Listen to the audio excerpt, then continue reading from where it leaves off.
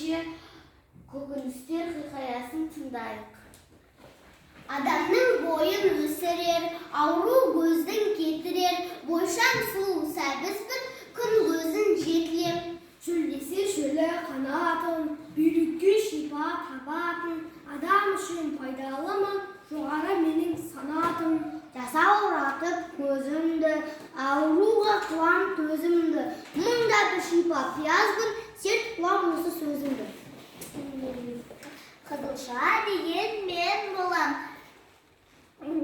қан берер затым бар, адамның қанын көбейтер, ал сендер тыныш қана жатыңдар.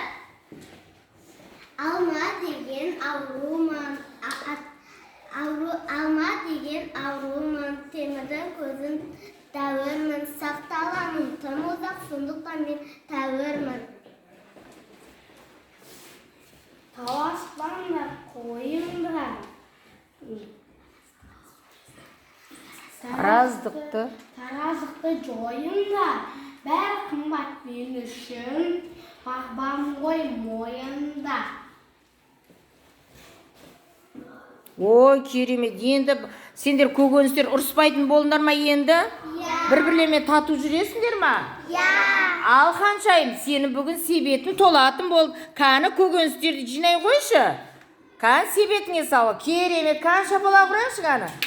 Өте тамаша.